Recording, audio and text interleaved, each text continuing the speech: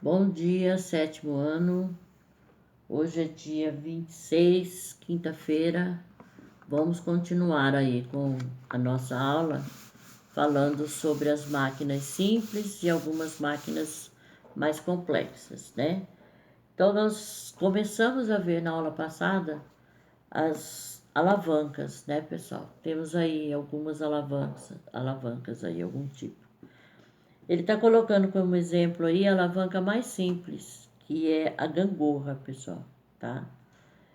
Essas alavancas, pessoal, e no caso aí a gangorra, a gangorra funciona como uma alavanca, porque é uma barra, né? Tipo aí no caso, uma madeira, né? Pode ser uma madeira, tá? Que gira ao redor de um ponto. Então, no meio aí, ó, você tem um ponto de apoio, né? Que esse ponto de apoio aí, ele é chamado de pivô, tá? Ou ponto de apoio mesmo. Aí ela tem uma extremidade, onde está em contato com o corpo, né? Sobre o qual a alavanca vai atuar, né? Na outra extremidade, uma força é aplicada para mover a extremidade oposta. Ou seja, uma pessoa tá lá, uma força de ação, ela senta numa extremidade, tá? Da gangorra. O outro, à direita ali, ele está colocando uma força resistente, né? Ou seja, o peso dele, a força que ele vai fazer aí, vai levantar a outra extremidade da gangorra, tá? Então a gangorra, ela é um tipo, acho que é o exemplo mais simples que você tem aí de alavanca, tá?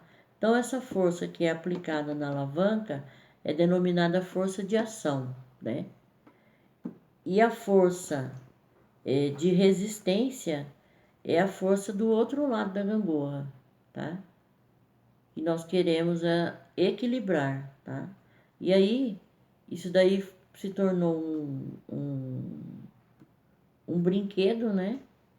As crianças gostam de gangorra e na realidade ela é uma máquina simples chamada de alavanca, tá? Bem simplesinha.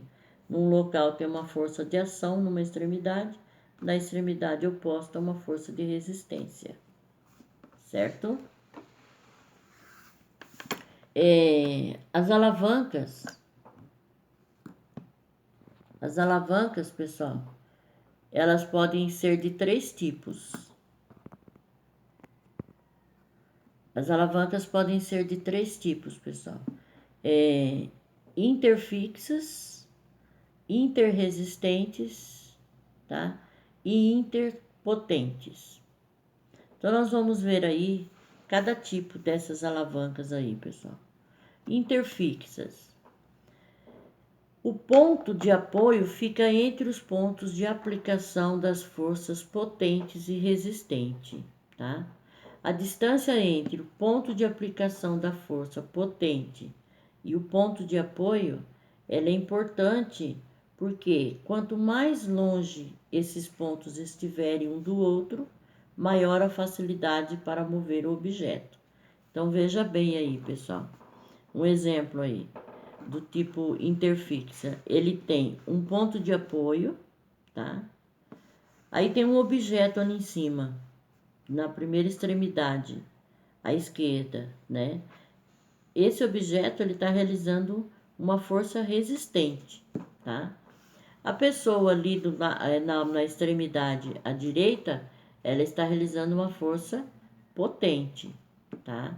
Então ela tem que colocar força ali naquela extremidade para ela poder deslocar esse bloco que está ali, esse objeto que está ali. A partir do momento que a pessoa que está à direita ali, ela colocar força ali, o que vai acontecer? Esse bloco ali, ele vai deslocar, né? Em cima desse pedaço de madeira ou qualquer que seja o outro objeto ali, tá? Então, isso daí é chamado de alavancas interfixas, tá? Outro tipo de alavanca interfixa, pessoal, que a gente usa muito no dia a dia, é o alicate, tesoura, martelo, balança. Veja bem o exemplo do alicate aí. A ponta do alicate tem algo ali que está segurando, né? Vamos supor ali um prego, tá? Então, eu tenho ali duas forças resistentes que vai segurar aquele prego. Então, nessas duas, na ponta do alicate, as duas pontas dele vai aplicar uma força que é resistente, né? E essa força vai segurar esse prego ali em questão ali, né? A força potente tá onde? Aonde eu estou segurando no cabo dele, né? Tá? E o ponto de apoio dessa máquina é esse parafusinho que tem aí no meio do alicate, é o ponto de apoio, certo, pessoal? Então, esses dois exemplos aí são exemplos de alavancas interfixas, tá? E pode ser os martelos também, são exemplo, balança, alicate, tesoura, tá?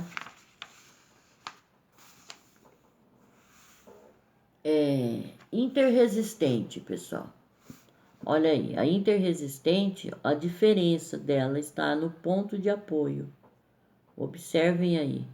Lá na interfixa, o ponto de apoio dela, ele fica mais, não fica tão próximo à força resistente, né?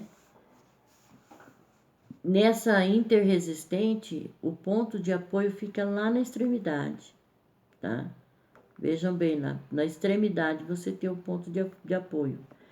Mais ou menos no meio ali, você tem a força resistente, que é o que? O peso que você colocou ali, o objeto que você colocou ali, né?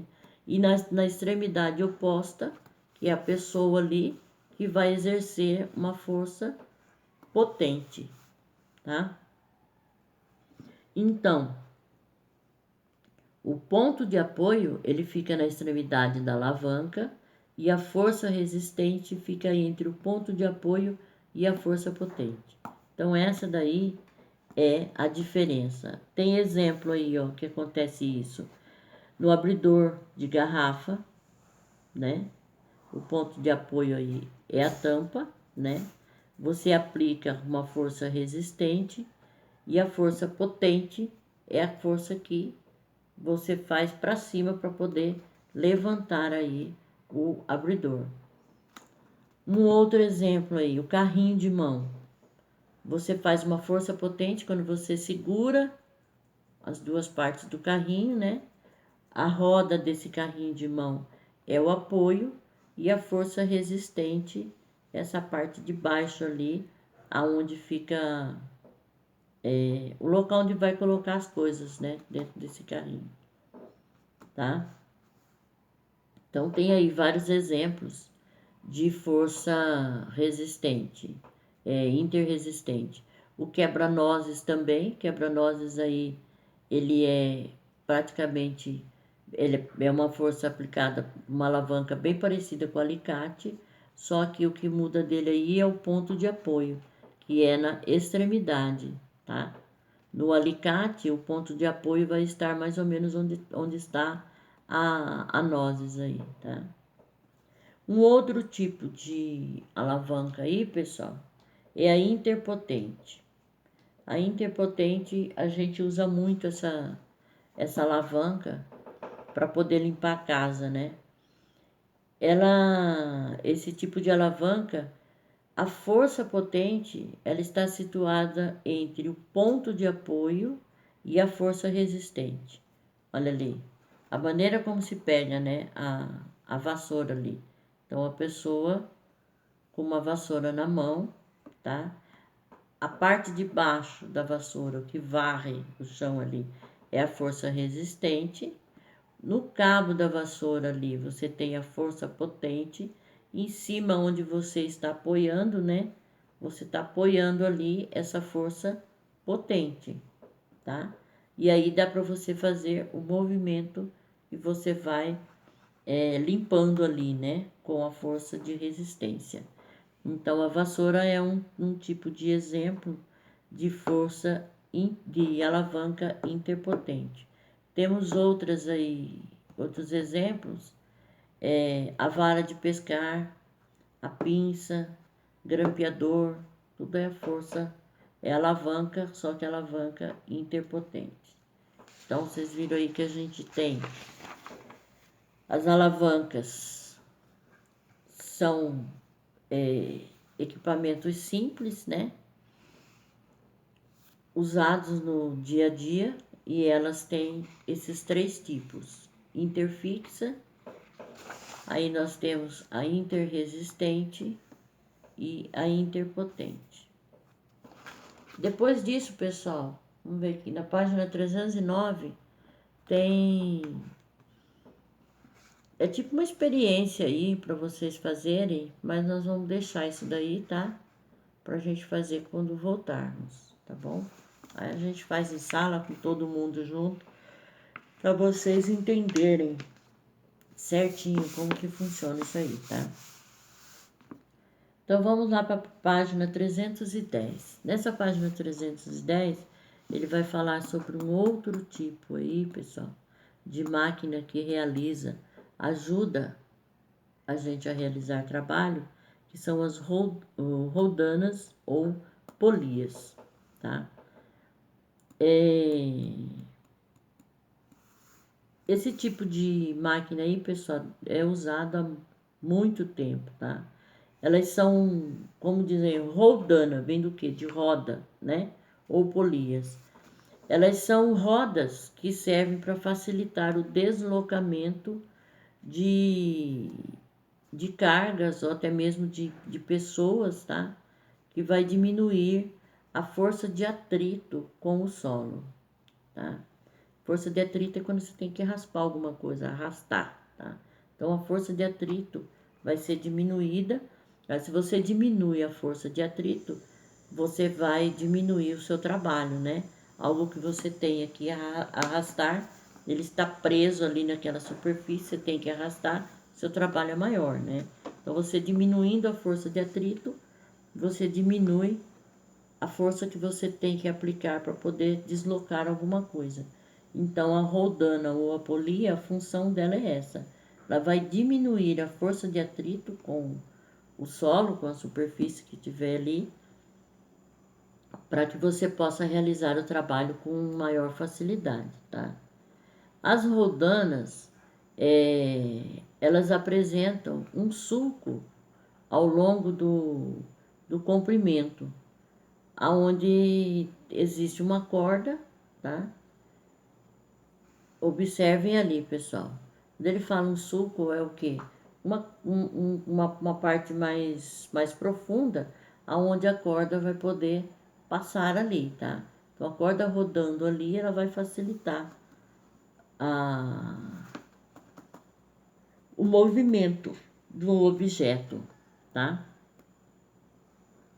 Essas roldanas, pessoal, ou polias, elas podem ser fixas, né? Ou móveis, tá? Então, são presas a um ponto fixo de sustentação. Elas vão estar sempre na mesma posição, porque ela é fixa ali, ela não vai mudar, ela vai estar sempre na mesma posição. E vai diminuir o esforço, porque ela vai mudar a direção da força. Veja ali, ó.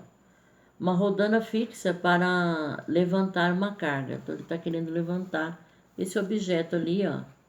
Não sei te dizer exatamente o que que é, mas está colocando ali que ele possui 50 quilos, tá? Então, para ele levantar com mais facilidade, ele amarrou a corda nesse objeto de 50 quilos e essa corda ela vai passar pela rodana, ou seja, ela vai deslizar ali o, o, a força que ele tem que fazer é muito menor do que se ele pegasse a corda, né, amarrasse nesse objeto e só levantasse, tá? Para levar para um certo local, a força dele seria maior. Então, dessa forma aí, essa corda vai passar, tá? Por essa rodana, tá? E vai levantar esse peso aí mais facilidade. As roldanas móveis, veja aí, ele está usando a mesma coisa, pessoal. As roldanas móveis, ela tem duas partes, ela não é fixa. As duas partes dela não é fixa ali nessa parte, vamos dizer que isso daí seja um suporte de madeira, tá? Então, elas são duas, né? É um conjunto de roldanas, essas roldanas móveis. Uma para o trabalho realizado pela roldana fixa, né? Que é a que está presa ali na madeira ali, que vai diminuir, né? Que diminui parte da intensidade do esforço, tá? A outra parte é realizada pelas roldanas móveis do conjunto ali, que é aquela que está móvel ali, ó, ela tem um gancho e ela só está pendurada no gancho, então ela é móvel, você pode tirá-la dali, certo? Então, com a roldana móvel, a força necessária para equilibrar a carga é dividida pela metade, ou seja, a força ali é dividida entre essas duas roldanas. Veja bem, ele está colocando um peso ali de 80 quilos. A primeira roldana ali, ela está suportando um peso de 40 e a segunda rodando mais 40, tá? Então ele vai descer ali no braço dele, em vez dele suportar um peso de 80 quilos, ele vai suportar um peso de 40 quilos. As roldanas móveis, elas são formadas por duas roldanas exatamente para isso, para dividir esse trabalho, tá?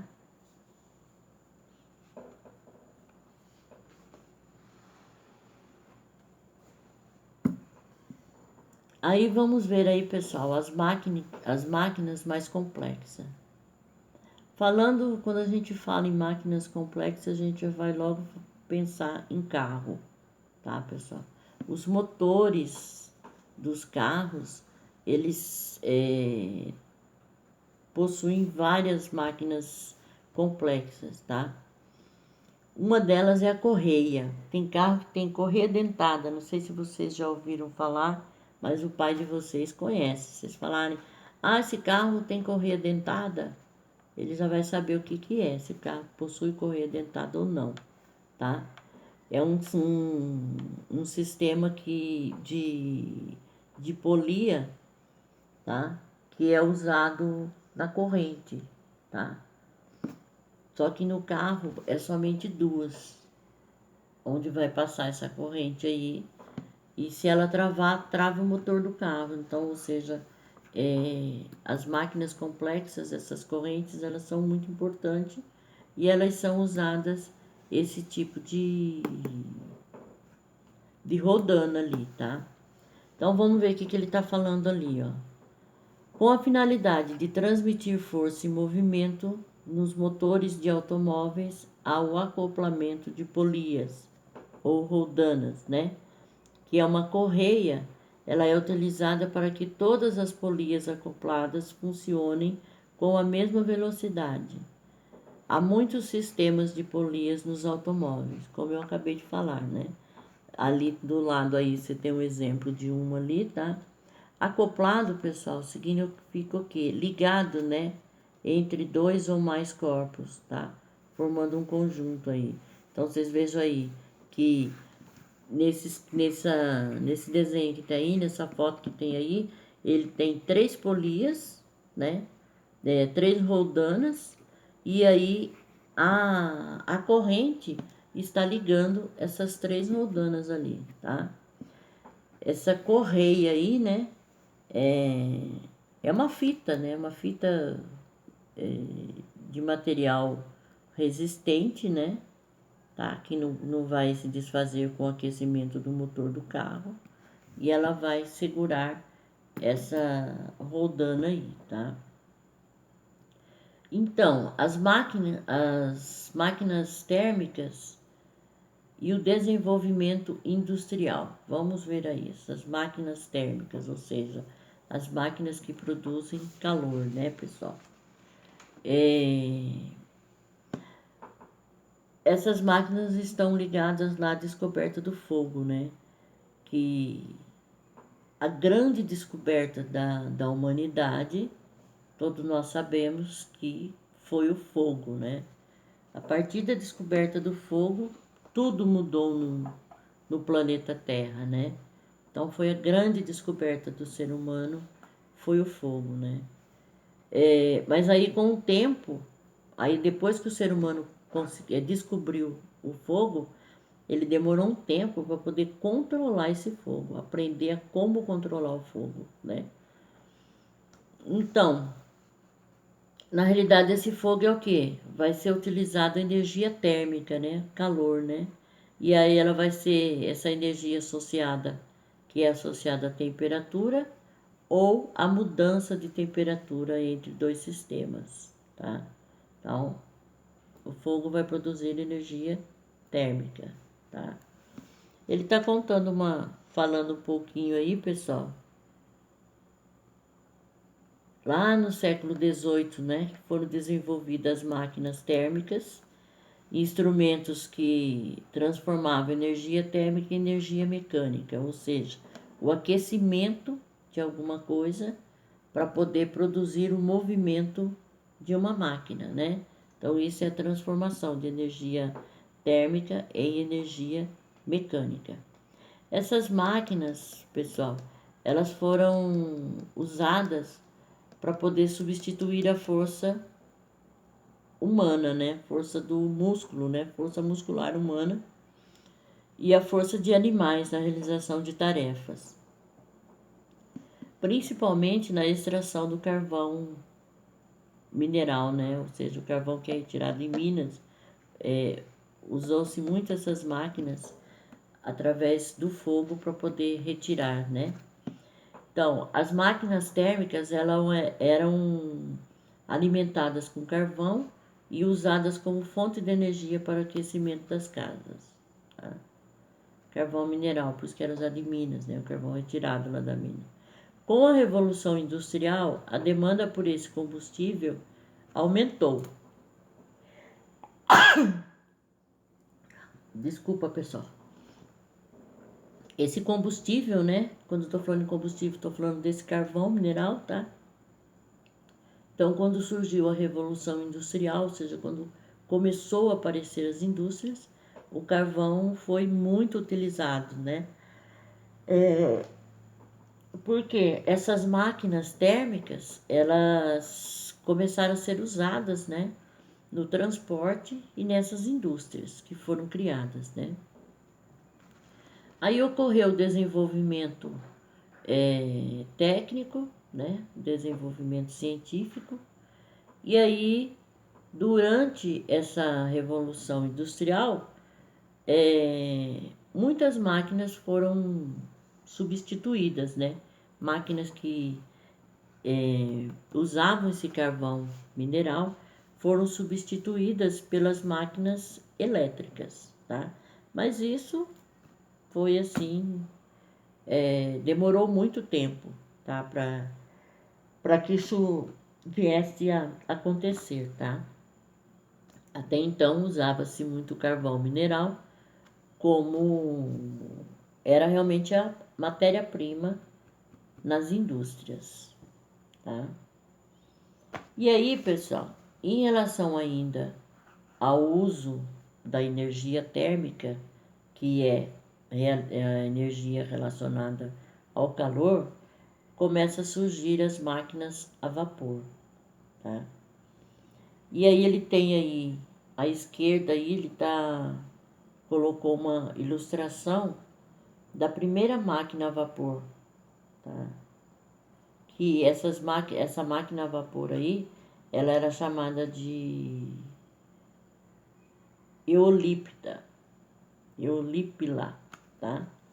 Foi um nome aí que não sei direito o porquê desse nome, mas foi chamada dessa forma. Então essas máquinas a vapor aí, pessoal, nós vamos começar a ver na próxima aula algumas dessas máquinas a vapor, tá? E aí ele faz ele conta aí a história da Revolução Industrial, né? O desenvolvimento, tá?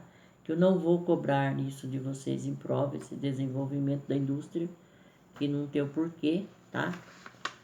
Mas vocês precisam ter conhecimento sobre isso.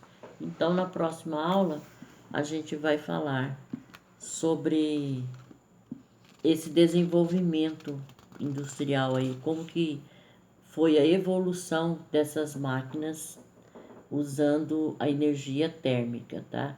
Lembrando, energia térmica é energia proveniente do calor, tá?